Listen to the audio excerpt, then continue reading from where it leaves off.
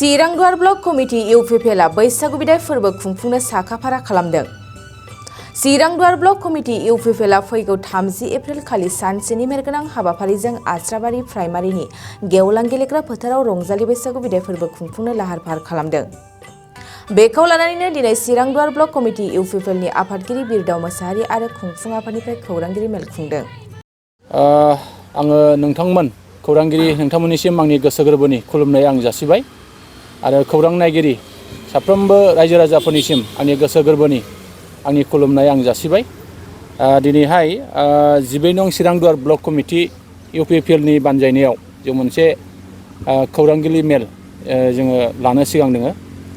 बे खौरांगिरिनि मेलानो जादों जोंहा 12 नं चिरां ब्लक कमिटि इउपिपिएलआ फैगौ 30 एप्रिल 2023 जोंहा 16 बैसाग 1430 बाङाव 12 नं चिरां ब्लक कमिटि इउपिपिएलनि बानजायनायाव मोनसे नैथि रंजालि बैसागु बिदाय फोरबो जोङो खुंनो सिगांदों। जोंनि बे थावनिया जोंहा जोंनि 12 नं चिरां ब्लक कमिटि इउपिपिएलनि सिङाव थानाय आस्राबारि प्राइमारि कमिटिनि सिङाव थानाय आस्राबारि एमबि फरायसालिनि जे गेवलां गेलेग्रा फोथाराव जोङो गाजा गोमजायै सानसेनि हाबाफारि लानानै जोङो खुंनो सिगांदों। आरो बे हाबाफारिनि गेजेरजों जोङो रंजालि बैसागुनि जोङो जे हाबाफारि बे हाबाफारिखौ जोङो गाजा गोमजायै जोङो बाहागो लालायनानै जाफुंसार होनायनि जे थांखिजों जों बे हाबाफारिखौ खुंनो सिगांगासिनो दङ। जों आसा खालामदों बे जोंनि फैगौ 30 एप्रिल 2023 अक्ट'आव खुंनो लानाय जे हाबाफारि बे हाबाफारिखौ खुंफुंनो थाखाय जा मोनसे खुंफुं आफाद दानानै होदों।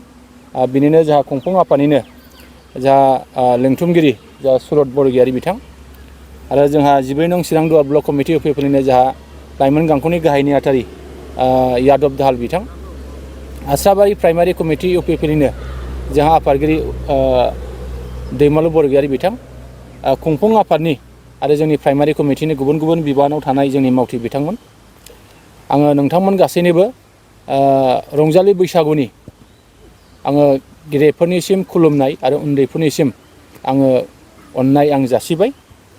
जे जोंहा फैगौ 30 एप्रिल 2023 जे नैथि रंजालि बैसागु बिदाय फोरबो जों बे फोरबोनि गेजेरजों बाहाय जोंहा माखासे हाबाफारि जों थि खालामदों।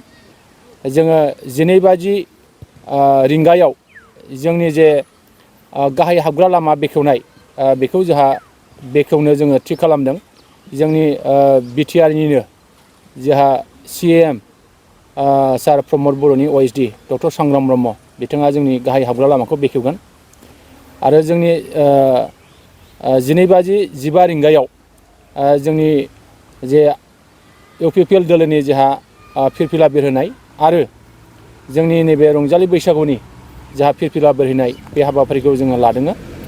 12:30 रिंगायाव जोङो जे जोंनि बैसागुजों लोब्बा लाखिनानै जे जोंहा फारौ उरायहोनाय जों हाबाफारि लादों। बे फारौ उरायहोनाय हाबाफारिखौ जोंहा मावफुंनानै होफैगोन जोंनि इउपिपिएलनि जोंहा गाहाय नेहाथारि आरो जोंनि बिटिआरनि MCLA सार माधब चन्द्र सेत्री बिथाङा बे हाबाफारिखौ मावफुंनानै होफैगोन। आरो 12:45 रिंगायाव जोंहा मोनसे बैसागु ग्रुप डान्स कम्पिटिशन बादायलायनाय बेखौ जोंहा बेखेवनानै होगोन जोंनि बिटिआरनिनो जोंहा मावफुं सोद्रोमा श्री रन्जित बसुमतारी बिथाङाबो बाहागो लाफैगोन। 1:00 रिंगायाव जोंहा जोंनि इउपिपिएल दोलोनि आरो जोंनि ओनसोलाव थानाय गोबां जा सानसुमै मेलेमजिबि दा बिथांमोनखौ लानानै जोंहा मोनसे मान बावनाय बा मान होनाय बे हाबाफारि जोङो लादों। आरो जोंहा 1:15 रिंगायाव जा गोदान बोसोर रंजालि बैसागुनि माखासे रायजोफोरनिसिम जे मेसेज बेखौ होनो जोङो लादों। आरो बेखौ होगोन जोंहा जोंनि इउपिपिएल दोलोनि मावफुं आफादगिरि लोगोसे रायजो सभानि MP सार रोनगोरा नार्जारी बिथाङा बाहाय बाहागो लाफैगोन। आरो जोंहा 4:00 रिंगायाव जोंनि बे रंजालि बैसागुजों जे बादायलायनाय जे हाबाफारि बेनिनो जोंहा बान्था रानफैगोन बे बान्था रानफैनाय हाबाफारियाव जोंहा बाहागो लागोन। जोंनिनो 32 नं सिलि बियाबनि जा MLA सार जयन्त बसुमतारी बिथांमोनहा बाहागो लागोन आरो ओनसोलनि जोंनि आफादफोरनि गुबुन गुबुन आफादफोरनि जोंहा बाहाय बाहागो लाफैगोन। जोंनि जिल्लानि जोंनि दैदेनगिरिफ्रा बाहाय बाहागो लाफैगोन। मिरुनि दैदेनगिरिफ्रा बाहाय बाहागो लाफैगोन। जोंनि ब्लक कमिटिनि प्राइमारि कमिटिनि आरो BCDCनि जोंहा दैदेनगिरिफ्रा बाहाय मैखोमै बाहागो लाफैगोन आरो जों आसा खालामो बे हाबाफारिया खोब रंगिना संगिनानैनो जाफुंसार जागोन बेखौ जों मिजिं खालामदों। जोङो बेखौनो मिथिहोनो लुबैदों जोंहा बे रंजालि बैसागुजों लोब्बा लाखिनानै जे जोंहा मोसानाय बादायलायनाय बे बादायलायनायखौ जोङो जोंनि नैबे ब्लक कमिटिनि सिङाव थानाय 10टा प्राइमारि कमिटिनिफ्राय जोङो मोनफा मोनफा जोङो बादायारिफोर जोङो बाहाय लाबोनानै मोसाहोनायनि बा बादायलायनायनि जोङो थांखि लादों आरो जोंहा स्पेसियेलि नैबे आसाबारि प्राइमारि कमिटिनि सिङाव जानाय लेखा जोङो आसाबारि प्राइमारि कमिटिनि सिङाव गासै 10टासो मोसागिरि बा बादायगिरि बिथांमोनखौ जों बादायहोनो जोङो सिगांदों। खमसे खम 15निफ्राय 20टा मोसागिरि बिथांमोनहा बाहाय बाहागो लागोन आरो बिथांमोननो जोङो जाय सेथि सायख'जागोन मोसानाय बादायलायनायाव सेथि सायख'जागोन बाहाय जोङो सेथि बान्था महरै जोङो हरनो सिगांदों 10,000 बिथांमोननो नोगोद जोङो बान्था हरनो सिगांदों। नैथि सायख'जानाय बिथांमोननो जोङो नैथि बान्था महरै जोङो 7,000 नोगोद रां बिथांमोननो जोङो हरनायनि थांखि लानाय जादों। लोगोसे थामथि सायख'जानाय थामथि बान्था महरै जोङो हरनो सिगांदों 5,000 बिथांमोननो जोङो हरनो सिगांदों आरो जोंनि बे बादायलायनायाव जायफोर मोसागिरिफ्रा बाहाय बाहागो लाफैगोन दा बिथांमोननो जों कनसुलेसन प्राइज हिसाबै मोनसे मोसागिरिफोरनो 2,000 जोङो बिथांमोननो नोगोद कनसुलेसन बान्था महरै जोङो हरनो सिगांदों। जों आसा खालामो जोंनि नैबे 12 नं चिरांदुवार ब्लक कमिटि UPPनि सिङाव थानाय जोंहा 10टा प्राइमारि कमिटि दङ, 9टा BCDC जोंहा दङ। दा बिथांमोननिफ्राय जोङो लैहोर लैहोर बाहाय निसय बाहागो लागोन। जोंनि ब्लक कमिटिनि दैदेनगिरिफ्रा बाहाय लैहोर लैहोर बाहागो लागोन आरो जोंनि नैबे आसाबारि ओनसोलनि रायजो राजाफ्रा बाहाय लैहोर लैहोर फैनानै निसय मैखोमै बाहागो लागोन।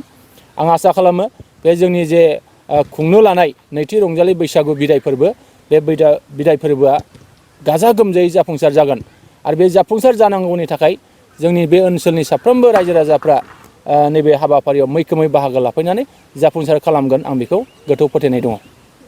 2023-24 सोलोंथाइ बोसोरनि थाखाय गोदान मुं थिसननाय लानानै फैदों बडलेण्ड एकाडेमि सिनियर सेकेन्डारि फरायसालिया।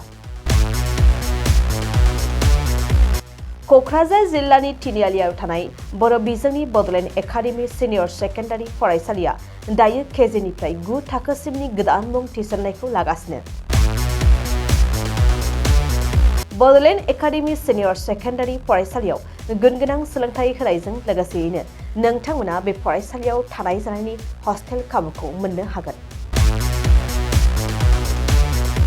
बेजों लोगोसेयैनो बे फरायसालियाव एक्सट्रा टिउसन आरो इंलिश स्पिकिं कर्सखौबो फरायसाफोरनो होनाय जायो। गोसो गोनां फरायसाफोरा मुं थिसननायखौ बाङाय बेसेनावनो मोननो हागोन। बेनिखायनो बडलेण्ड एकाडेमि सिनियर सेकेन्डारि फरायसालियाव फरायसा एबा नोंथांमोनहा मुं थिसननायनि बागै मिन्थिनोब्ला नैबे मबाइल नम्बर 9101488399 नङाब्ला थोंजों फरायसालियाव थांनानै खौरां लाहैनो हागोन।